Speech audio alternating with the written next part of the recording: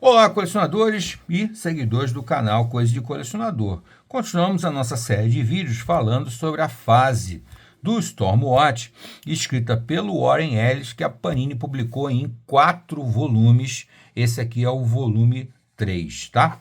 Já mostramos aqui no nosso canal, já tem vídeo, um que eu falo da série como um todo, faço uma análise da série, a minha opinião, e aqui o volume 1 e o volume 2 que já foram mostrados, tá? Esse aqui é o volume 3, tá? O volume 3 eu tenho que destacar para vocês uma coisa que para mim é o que me levou a me interessar pela série, a ler a série como um todo, tá?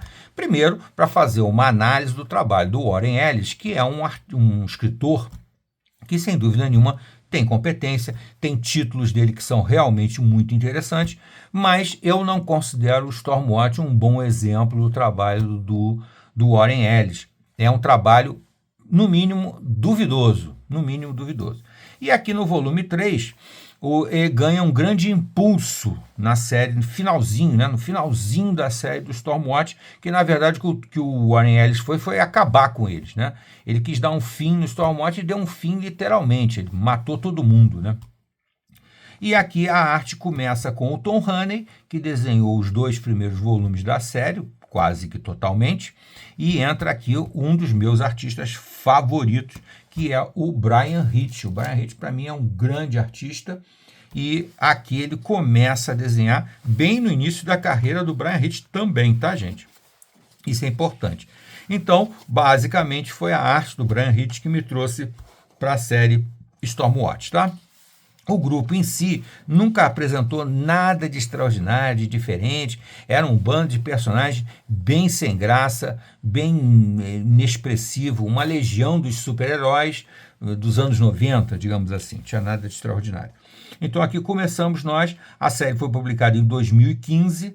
Tá? Aqui, essa edição é de 2015, mas a série, na verdade, começa em 1996, e esse volume aqui já é 1997, tá?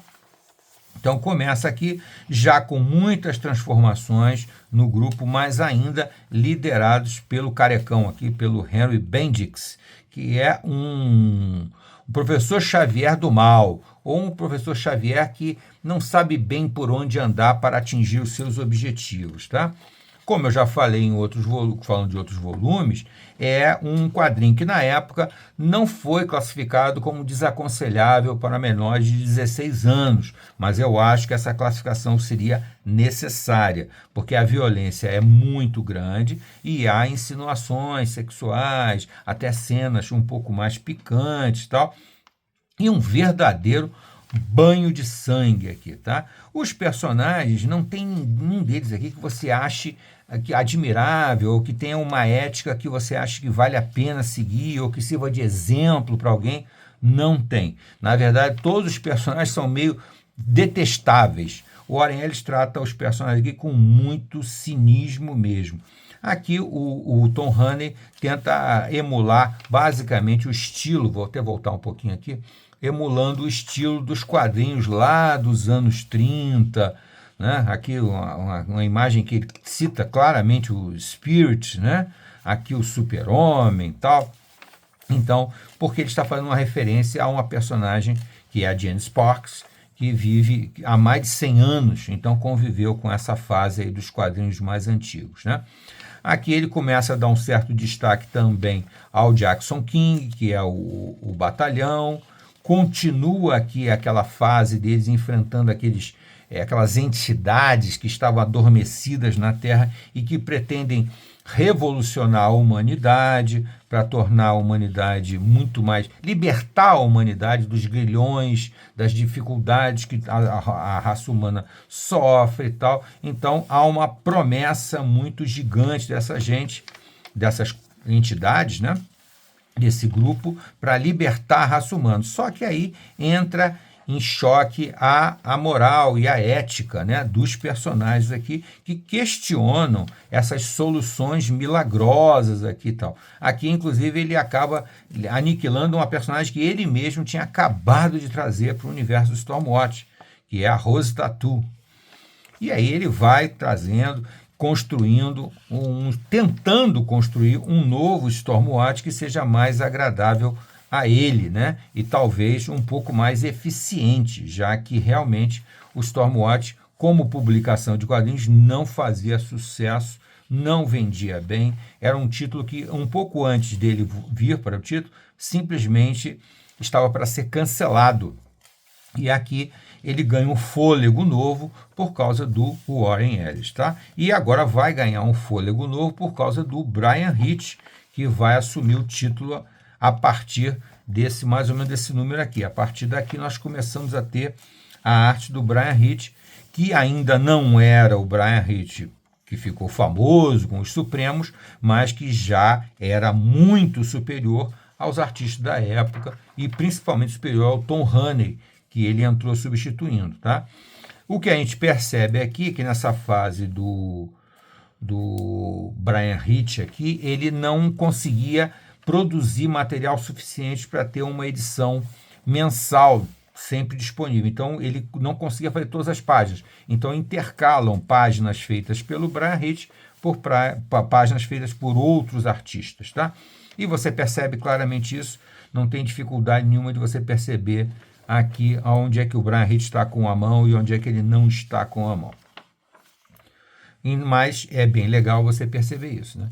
E aos pouquinhos, então, o Warren Ellis vai se desfazendo aos pouquinhos dos personagens aqui. Você percebe justamente que ele vai eliminando os personagens que ele não gosta e vai ficando apenas com o que realmente agrada a ele, tá?